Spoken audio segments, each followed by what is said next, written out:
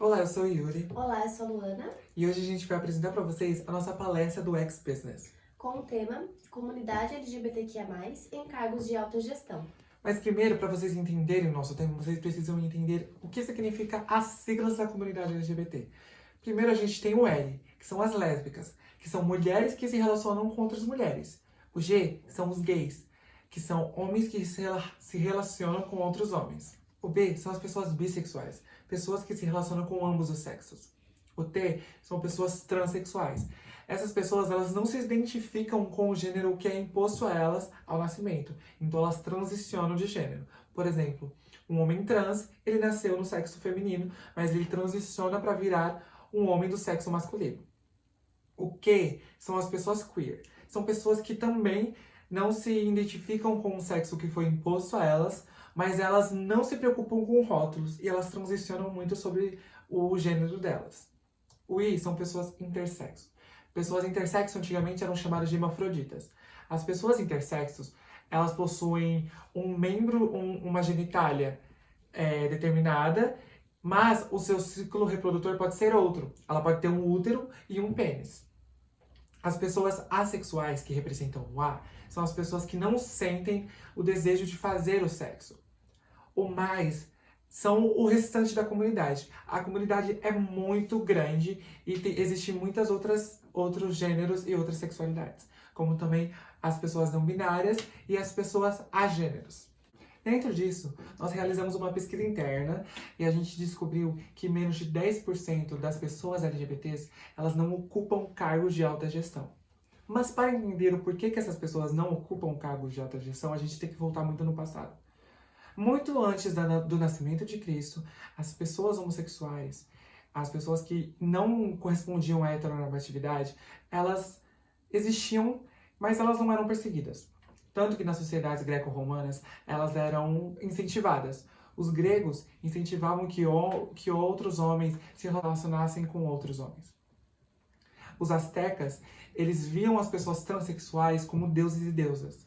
Já aqui na América mesmo, os indígenas viam as pessoas homossexuais como pessoas que tinham seu corpo trocado com outras pessoas. E também eram considerados deuses. A questão de os LGBTs serem caçados e discriminados veio muito depois. Com o nascimento da religião e com o nascimento da igreja sendo uma grande potência e uma grande influência na vida das pessoas. Com as grandes navegações, a igreja foi um braço suporte para os navegadores e elas vieram entrar em contato com as tribos africanas e principalmente a América. Dentro disso, eles encontraram uma gigantesca diferença entre eles e as nações que ali habitavam a América e a África.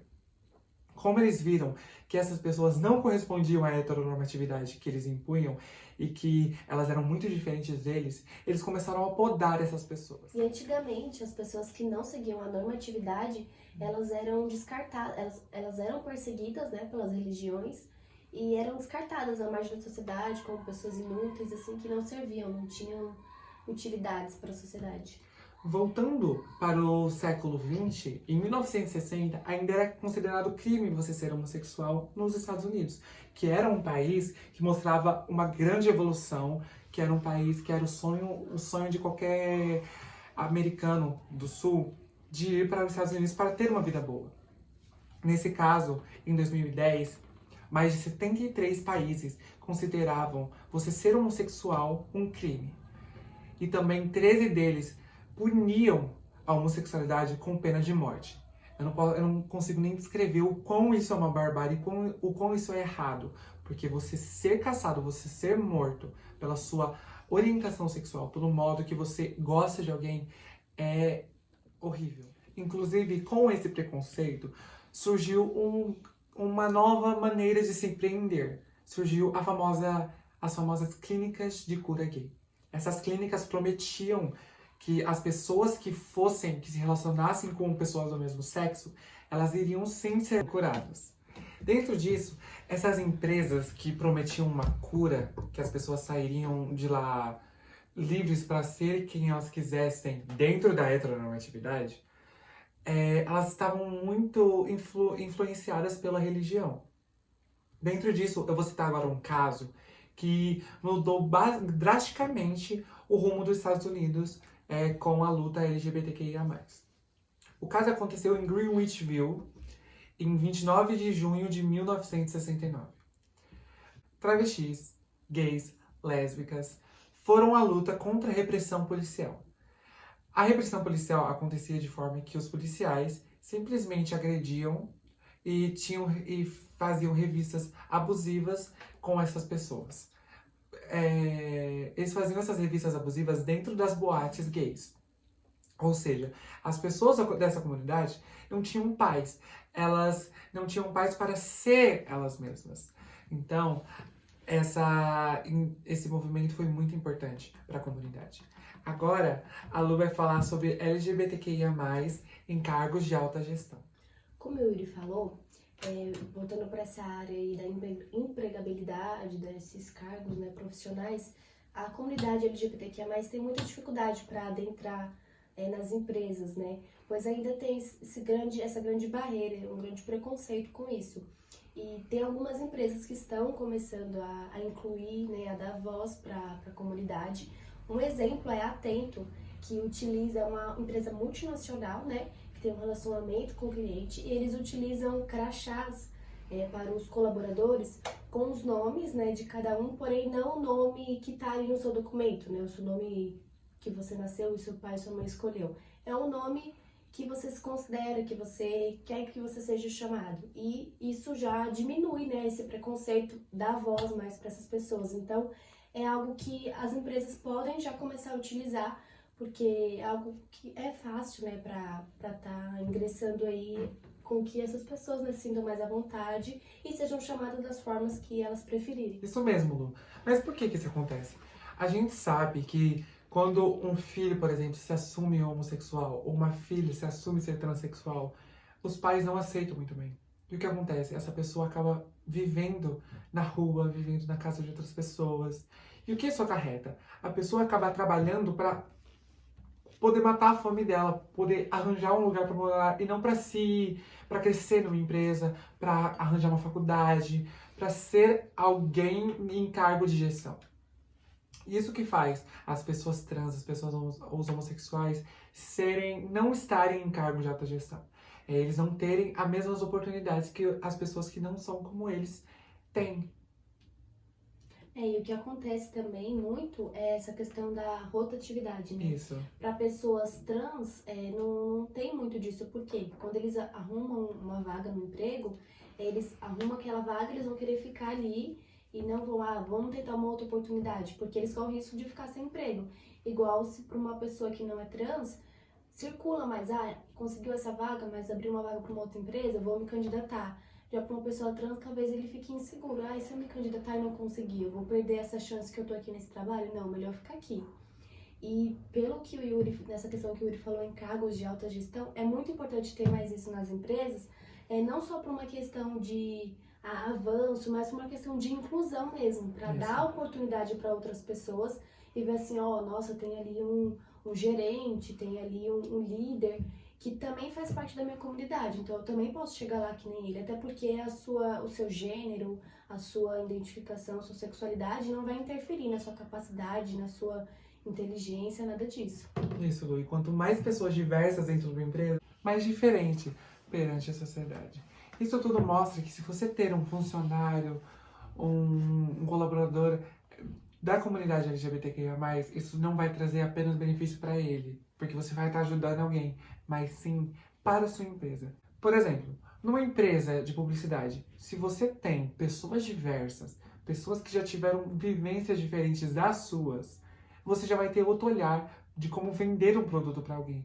Então, automaticamente, as pessoas LGBT já vão estar ajudando dentro da sua empresa, dando o seu melhor, certeza, e dando um outro olhar de vivência, não é, Lu? Com certeza, e é necessário, assim, que a empresa, né, o local ali de trabalho, não, como eu posso explicar, não integre, né, essas pessoas da comunidade LGBT nas empresas só para, sou uma empresa boa, vamos tolerar essas pessoas. Não, mas que realmente empregue essas pessoas, porque são pessoas como qualquer outras, e eles têm que ser aceitos, têm que ser bem-vindos, né? E, enfim, para Fatah, temos aí o exemplo de 2 pessoas da comunidade LGBTQIA+, que atuam em cargos de alta gestão. Jared Polis foi o governador do Colorado e ele fez história sendo o primeiro governador assumidamente gay a assumir o mandato. E, principalmente, ele se casou com o seu parceiro durante o mandato.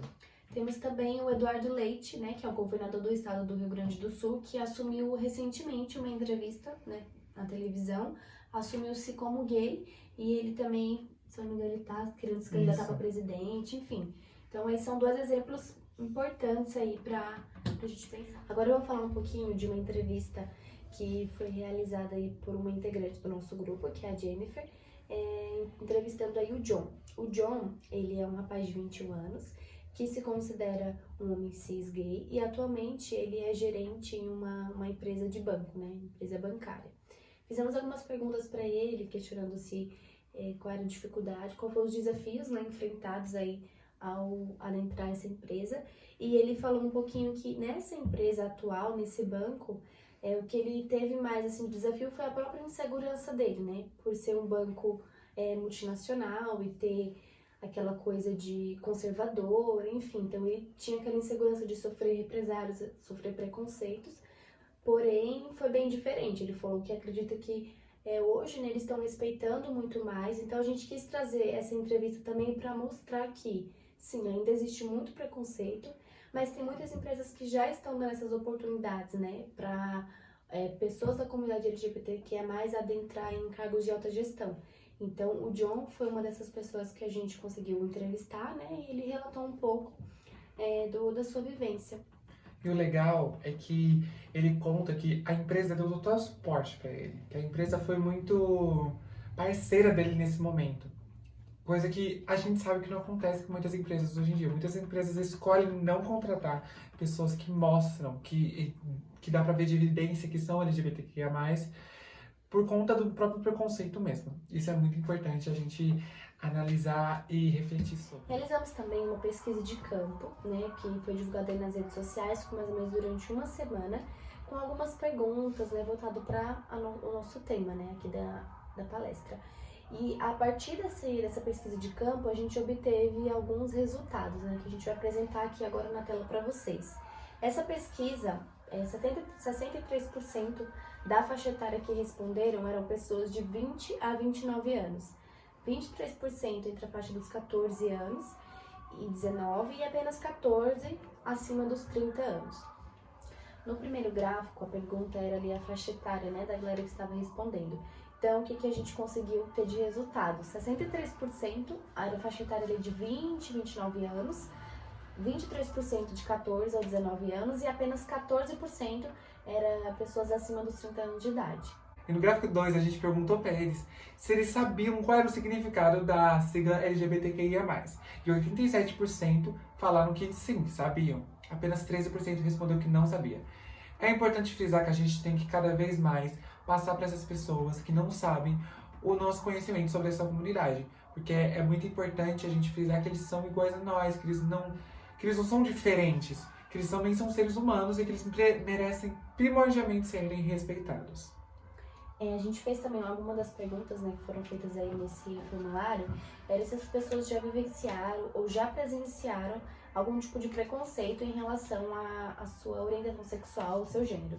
Nessa pesquisa, 28% das pessoas afirmaram que já sofreram algum tipo de preconceito, 6% afirmaram que não sofreram, e aí ficou um questionamento para nós, porque 66% das pessoas não responderam. E aí fica o questionamento, será que essas pessoas não responderam porque realmente não sofreram nenhum tipo de preconceito ou porque talvez se sentiu ali envergonhado, enfim, de posicionar isso, sim, eu já sofri preconceito. Uma outra pergunta que fizemos no Forms era para saber especificamente em quais locais aconteceu esses preconceitos, né? E aí, o que a gente percebeu nesse Forms, que a maioria do preconceito que é vivenciado no mercado de trabalho, né? No trabalho em si. Alguns em casa, alguns na rua, mas a grande maioria é no trabalho.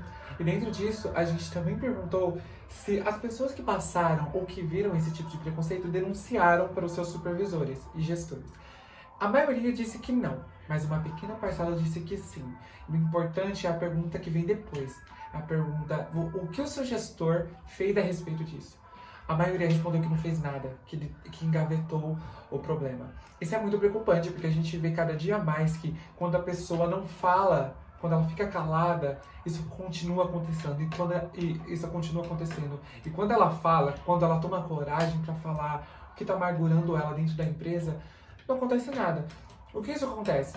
A pessoa dentro da empresa acaba sofrendo, acaba não tendo uma experiência legal e acaba não tendo um custo de vida bom, porque ela pensa: não tive respeito nem na minha própria empresa, como é que eu vou ter respeito na minha vida em geral, saindo pra rua e tudo mais. Então isso é um preconceito muito grande que a gente tem que trabalhar mais na nossa sociedade. Tanto que gestores que estão se formando hoje em dia precisam aprender isso. Como lidar com pessoas que sofrem preconceito dentro da empresa. Isso. A chave, principalmente como a Lu disse, é acolher essas pessoas. E denunciar, porque agora LGBTfobia é crime. Então, não podemos nos calar mais. Voltando para isso, agora temos a nossa conclusão. O que a gente conclui dentro dessa grande apresentação que a gente fez, dentro dessa palestra? A gente conclui que a vida das pessoas LGBTs, no Brasil principalmente, é uma vida muito difícil. Tanto que o Brasil é o país que mais mata pessoas transexuais. E a gente, dentro da nossa pesquisa, a gente notou que as pessoas transexuais são as pessoas que mais têm problema em ingressar no mercado de trabalho, pois elas não são aceitas, elas são taxadas como pessoas que não são capazes, pessoas que não têm qualificação. E por que elas não têm qualificação? Porque elas não têm oportunidade. Não são dadas as oportunidades para elas, não é, Lu? Exatamente. E isso é muito importante, essa questão que o Yuri falou da denúncia. Sim, gente, temos que denunciar, temos que expor mais isso. Por mais que tenha esse medo, eu vou denunciar lá pro meu gestor, meu trabalho, posso perder meu emprego. Mas sim, é dessa forma que terão mais voz, né, as pessoas da comunidade LGBTQIA+, com a denúncia e colocando ali realmente a lei, né? Isso. Se existe uma lei para assegurar essas pessoas, e ela de fato tem que ser aplicada. Isso aí, Lu. Portanto, como é que a gente vai solucionar esse problema? Um problema que é tão enraizado assim na nossa sociedade. Primeiro a gente tem que pensar em conjunto qual solução que vai dar certo a longo prazo. Devemos seguir medidas de conscientização guiadas pelo governo federal. Essas medidas vão ser feitas a longo prazo, ou seja, vão ter ajuda de publicidade, vão passar em televisão, canais abertos, para conscientizar a população de que a população da comunidade LGBTQIA+, são pessoas que precisam de Estarem adentradas ali, isso, estarem adentradas. Elas merecem um espaço no mercado de trabalho, elas têm uma capacidade muito grande. Então, a gente precisa principalmente focar nessas pessoas. Enfim, acreditamos, né, que dessa forma, né, com esse tipo de conscientização que a gente vê que já está acontecendo, mas que deve crescer ainda mais, tomar uma maior proporção.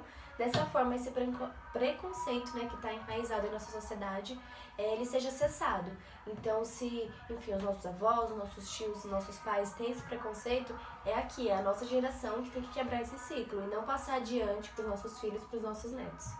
Muito obrigada, a gente agradece a participação de vocês nessa palestra, foi um prazer Sim, falar aqui para vocês e um beijo a todos. obrigada.